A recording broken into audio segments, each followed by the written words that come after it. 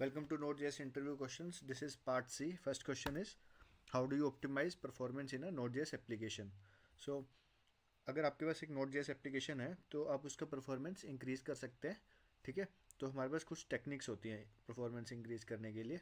जैसे कि हम क्या कर सकते हैं, event loop and asynchronous programming use कर सकते हैं. ठीक है, तो Node.js क्या है, ये एक single threaded event driven architecture follow करता है.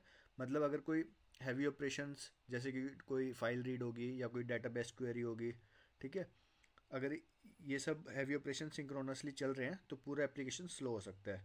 इसलिए हम यूज़ करते हैं कॉलबैक्स का, प्रोमिसेस का और एसिंक का वेट का. ठीक है, जिससे कि जो भी हमारे टास्क है वो एसिंक्रोनस हम कर सकें. Okay. Second thing is caching का हम यूज़ कर सकते हैं. अगर हमारी एप्लीकेशन में कोई भी जैसे बार बार डाटा फैच हो रहा है, ठीक है, सेम डाटा अगर बार बार फैच हो रहा है तो हम यूज़ कर सकते हैं कैशे. ओके. जैसे कि यूज़र प्रोफाइल्स होगी या कुछ प्रोडक्ट्स हो गए, तो हम क्या कर सकते हैं, उनको कैशे कर सकते हैं ताकि बार बार डेटाबेस पे हिट ना जाए. सिर्फ कैशे से पिक करके हमें रिक्वेस्ट कैशे तक जाए और हमें रिस्पॉन्स मिल जाए कैशे से ही. तो इसके लिए हम यूज़ कर सकते हैं रेडिस जैसे. ठीक है, रेडिस जैसे सॉल्यूशंस यूज़ कर सकते हैं. ये होते हैं कैशिंग सॉल्यूशंस.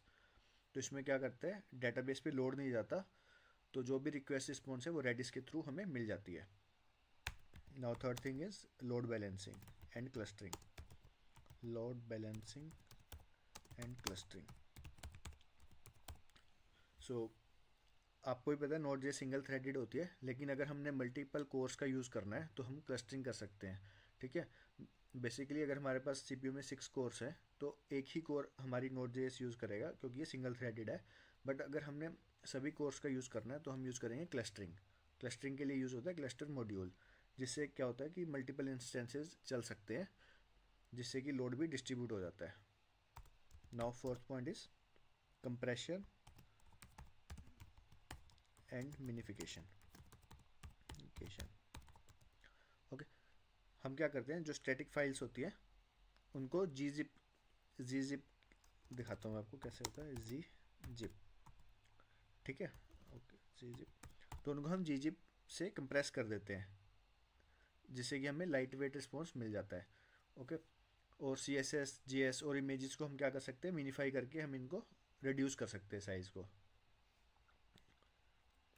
और now next point is database optimisation. हम क्वेरीज को ऑप्टिमाइज कर सकते हैं. ठीक है, अगर हम मोंगोडीबी यूज़ कर रहे हैं तो हम एग्रीगेशन पाइपलाइंस का यूज़ कर सकते हैं. ठीक है, ताकि डाटा जल्दी हमें मिल जाए. और क्या कर सकते हैं, हम लॉगिंग कर सकते हैं, मॉनिटरिंग जैसे टूल्स यूज़ कर सकते हैं ऑप्टिमाइज़ करने के लिए परफॉर्मेंस को. ठीक है, जैसे हमारे पास विंस्टन लॉगर हो गया, उनका यूज़ करके हम एरर्स और परफॉर्मेंस हमारी इंक्रीज़ कर सकते हैं एप्लीकेशन की. ठीक है. So now coming to next question, how do you use Redis for caching in Node JS applications. ठीक है, तो रेडिस क्या है, ये क्या होता है, ये इन मेमोरी की वैल्यू स्टोर होता है जो कैशिंग के लिए यूज़ होता है. इसका मेन बेनिफिट ये होता है कि जो डाटा रहता है ना हमारा रैम में स्टोर होता है, तो इसकी वजह से हम डाटा को जल्दी एक्सेस कर सकते हैं. तो अगर हमें इसको यूज़ करना है, हमें इसको इम्प्लीमेंट करना है, तो सबसे पहले हम क्या करेंगे, npm i redis इसको इंस्टॉल करेंगे रेडिस को हमारे प्रोजेक्ट में. ठीक है, उसके बाद हम क्या करेंगे, रेडिस क्लाइंट को हम सेटअप करेंगे. Redis client setup. ठीक है, उसके बाद हम करेंगे डाटा कैशे करेंगे, जो भी डाटा होगा. अगर मान लो कि वो कैशे में नहीं है तो क्या जाएगा, एक बार प्रॉपर हिट जाएगा डाटाबेस पे, तो वो डेटाबेस में से जो भी डाटा रिस्पॉन्स आएगा वो पहले कैशे में स्टोर होगा, फिर जाएगा यूज़र के पास. ठीक है, ताकि जब next time same query hit हो, सेम डाटा अगर हमें चाहिए हो तो वो हम कैशे से ले लें. तो हम क्या करेंगे, डाटा को कैशे करेंगे. ठीक है, देन रिट्रीव, क्या करेंगे हम, रिट्रीव डाटा फ्रॉम कैशे. ठीक है, तो ये रहता है हमारा रेडिस का प्रोसेस. रेडिस का मेनली क्या रहता है, डेटाबेस क्वेरीज को ऑप्टिमाइज करना. Now coming to next question, what are GraphQL APIs and how do you implement them in Node.js. So GraphQL APIs क्या होती हैं, ठीक है, और इनका मतलब मैं आपको बताता हूँ, एक रेस्ट एपीआईज और इनके बीच में हम डिफरेंस भी डिस्कस करेंगे, rest APIs versus graph QL. ठीक है, सो ग्राफ क्यूएल क्या है? ये क्वेरी लैंग्वेज है जो एपीआई से एग्जैक्ट वही डाटा रिट्रीव करती है जो क्लाइंट को चाहिए होता है। और ये क्या होता है, रेस्ट एपीआईज का एक अल्टरनेटिव होता है। बट रेस्ट एपीआईज में क्या होता है, मल्टीपल एंड पॉइंट्स की हमें ज़रूरत पड़ती है। ठीक है, मैं आपको रेस्ट एपीआईज का एक एग्जांपल दिखाता हूँ। रेस्ट एपीआईज, ठीक है, रेस्ट एपीआईज में क्या होता है, हर रिसोर्स का एक सेपरेट एंड पॉइंट होता है। जैसे यूज़र का स्लैश यूज़र्स, और प्रोडक्ट्स का लगा लो स्लैश प्रोडक्ट्स। ठीक है, तो हर एक रिसोर्स का एक सेपरेट एंड पॉइंट होएगा। बट ग्राफ क्यूएल में क्या होगा, ग्राफ क्यूएल, ठीक है, इसमें क्या रहता है, इसमें सभी रिसोर्सेज का एक ही एंड पॉइंट होएगा और उसको हम लिखते हैं ग्राफ क्यूएल। ठीक है, ये उसका एंड पॉइंट होएगा। तो बेटर कौन सा हुआ हमारे लिए, ग्राफ क्यूएल हुआ रेस्ट एपीआई से। तो अगर हमने इसका इम्प्लीमेंटेशन करना है हमारे प्रोजेक्ट में, तो हमें इंस्टॉल करना पड़ेगा। क्या क्या इंस्टॉल करना पड़ेगा, एक तो हमें एक्सप्रेस इंस्टॉल करनी पड़ेगी। ठीक है, और एक्सप्रेस के साथ साथ एक्सप्रेस ग्राफ क्यूएल, ठीक है, और सिंपली हमें इंस्टॉल करना पड़ेगा ग्राफ क्यूएल। ठीक है, इन सब का यूज़ करके हम क्या सेटअप कर सकते हैं, setup graph QL. Okay, so now next question is what is gRPC and how does it compare with REST in Node.js? so gRPC क्या है, ये एक हाई परफॉर्मेंस कम्युनिकेशन प्रोटोकॉल है जो गूगल ने बनाया है। ठीक है, और क्या यूज़ करता है, ये बाइनरी फॉर्मेट को यूज़ करता है, जो जिसकी वजह से क्या होता है, ये रेस्ट एपीआई से काफ़ी फास्ट होता है। ठीक है, तो gRPC, ठीक है, ये क्या यूज़ करता है, बाइनरी फॉर्मेट। और जो हमारा रेस्ट एपीआईज है वो क्या यूज़ करती है, जेसॉन फॉर्मेट। जेसॉन फॉर्मेट क्या रहता है हमारा, टेक्स्ट बेस्ड। ठीक है, जीआरपीसी यूज़ करते हैं binary, that's why it is very fast. इसको हम लिख देते हैं फास्ट, और ये थोड़ा फास्टर लिख देते हैं। ठीक है, कंपैरेटिवली, और ये हो गया हमारा स्लोअर। और अगर देखे जाए तो जीआरपीसी हमारा कम्युनिकेशन प्रोटोकॉल की बात करें तो ये यूज़ करता है HTTP 2, और ये यूज़ करता है HTTP 1.1। ठीक है, एक ये हमारा डिफरेंस रहता है कम्युनिकेशन प्रोटोकॉल्स में। इसकी परफॉर्मेंस हाई होती है क्योंकि ये फास्ट होता है। ठीक है, इसकी परफॉर्मेंस कंपैरेटिवली फिर हम कह सकते हैं लो या मीडियम। ठीक है, और अगर हम देखें कि यूज़ केस की बात करें तो ये होता है आइडियल फॉर माइक्रो सर्विसेज हो गया। ठीक है, और रियल टाइम एप्लीकेशंस होगी, रियल टाइम एप्स, और रेस्ट एपीआईज होगी यूज़फुल वेब एपीआईज के लिए। ठीक है, so hope you understand this. What is the difference between SSR and CSR in Node.js? So सबसे पहले हम देखते हैं CSR.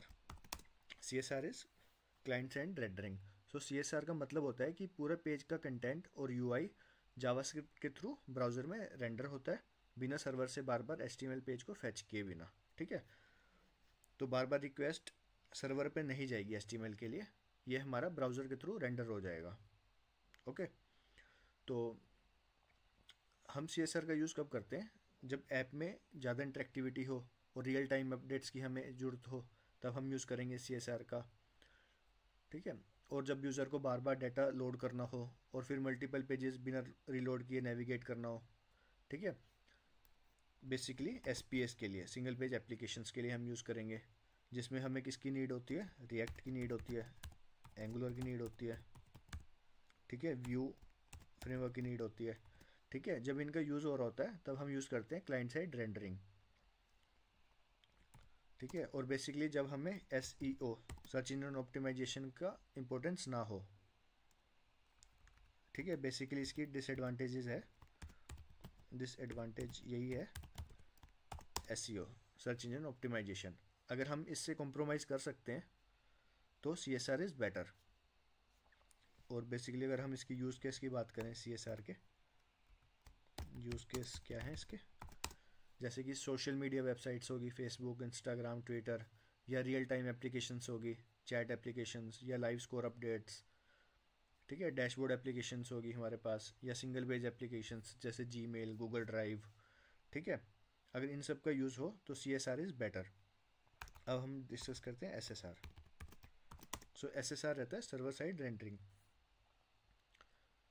तो SSR में क्या होता है, हर रिक्वेस्ट पे सर्वर एक HTML पेज को जनरेट करेगा और क्लाइंट को भेज देगा डिस्प्ले करने के लिए ब्राउज़र में, ठीक है। तो हम इसका यूज़ कब करें, मेनली जब हमें जरूरत हो SEO की, सर्च इंजन ऑप्टिमाइजेशन की।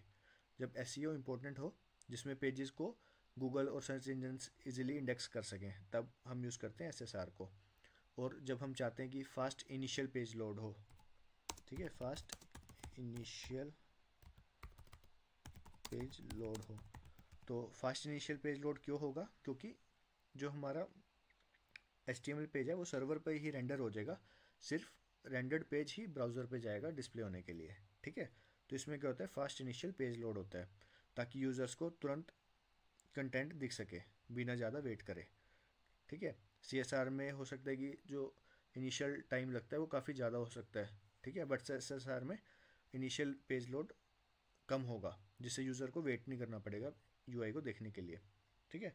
और जब ऐप में हमें डायनेमिक कंटेंट ज़्यादा हो, ठीक है, डायनेमिक कंटेंट मीन्स कि फ्रीक्वेंटली डाटा चेंज हो रहा हो पेज पे, UI फ्रीक्वेंटली चेंज हो रही हो, जैसे कि न्यूज़ वेबसाइट्स होगी, ब्लॉग्स हो गए, उन केसेस में हम SSR का यूज़ कर सकते हैं। या हम यूज़ कर सकते हैं जब हमारे पास इंटरनेट स्लो हो यूज़र्स का, या लो पावर डिवाइसेस हों, ठीक है, उनको टारगेट करने के लिए हम SSR यूज़ कर सकते हैं। क्योंकि अगर स्लो इंटरनेट होएगा और हम CSR यूज़ कर रहे हैं, मीन्स क्लाइंट साइड रेंडरिंग, तो वो पेज काफ़ी स्लो लोड होएगा, ठीक है। अगर नेट स्लो है तो और ज़्यादा स्लो हो जाएगा पेज लोड होना, तो उस केस में हम SSR को प्रेफर करते हैं। सो बेसिकली हम न्यूज़ वेबसाइट्स होगी, ठीक है, जिसमें डायनेमिक कंटेंट्स ज़्यादा रहता है, उस केस में यूज़ करते हैं। SEO होगी, SEO फोकस्ड वेबसाइट्स जैसे ब्लॉग्स हो गया, पोर्टफोलियो वेबसाइट्स होगी, उन केस में हम यूज़ कर सकते हैं। और सबसे बेस्ट तरीका क्या है, अगर हम यूज़ करें hybrid approach. So best approach अगर आप में से पूछो तो क्या रहेगी, हाइब्रिड अप्रोच, जिसमें क्या होता है, SSR भी हम यूज़ करते हैं और CSR भी यूज़ करते हैं, ठीक है। इसका एक एग्जांपल बताता हूँ मैं। जैसे कोई अमेज़ोन होगी, ठीक है, तो अमेज़ोन में क्या होगा, अगर हम SSR यूज़ कर रहे हैं, ठीक है, अमेज़ोन में, तो हम SSR में क्या क्या रेंडर करेंगे, ठीक है, जैसे कि हो गए हमारे प्रोडक्ट पेजेस हो गए, उसको हम SSR रेंडर करेंगे, सर्वर साइड रेंडर करेंगे। वाई, बिकॉज उसके लिए हमें चाहिए SEO, सर्च इंजन ऑप्टिमाइजेशन, लोग सर्च करेंगे प्रोडक्ट को, ठीक है। और ठीक है, अगर हम इस प्रोडक्ट को सर्च करेंगे और हम चाहते हैं कि फास्ट लोड हो, उसके लिए हम यूज़ करेंगे SSR, ठीक है। और CSR कब यूज़ करेंगे, अमेज़ोन अगर एप्लीकेशन है हमारे पास तो, जैसे कि शॉपिंग कार्ट हो गया, ठीक है, मान लो शॉपिंग कार्ट हो गया, और क्या हो सकते हैं, चेकआउट पेजेस हो गए, जिससे क्या होगा, यूज़र एक्सपीरियंस अच्छा होगा, बेस्ट यूज़र एक्सपीरियंस। देखो, शॉपिंग कार्ट हो गया, चेकआउट हो गया, इसमें हमें SEO की तो ज़रूरत है ही नहीं। SEO की ज़रूरत कब होगी, जब हमारे पास प्रोडक्ट पेजेस होंगे सर्च करने के लिए, सर्च इंजन ऑप्टिमाइजेशन के लिए, ठीक है। तो इस हिसाब से हम हमारी एप्लीकेशन को एक हाइब्रिड अप्रोच दे सकते हैं, SSR और CSR दोनों यूज़ करके। तो इसके लिए कुछ फ्रेमवर्क्स है, जैसे हमारे पास Next.js फ्रेमवर्क्स है। अगर हम बात करें कौन कौन से फ्रेमवर्क्स हैं, हमारे पास है Next.js, Next.js, ये किसका फ्रेमवर्क है, रिएक्ट फ्रेमवर्क, रिएक्ट फ्रेमवर्क। हम इसका यूज़ कर सकते हैं क्योंकि ये अलाउ करता है SSR और CSR दोनों का, जिससे कि परफॉर्मेंस और SEO दोनों का बैलेंस मिल सके हमारी एप्लीकेशन में। So hope guys you understand all this interview questions.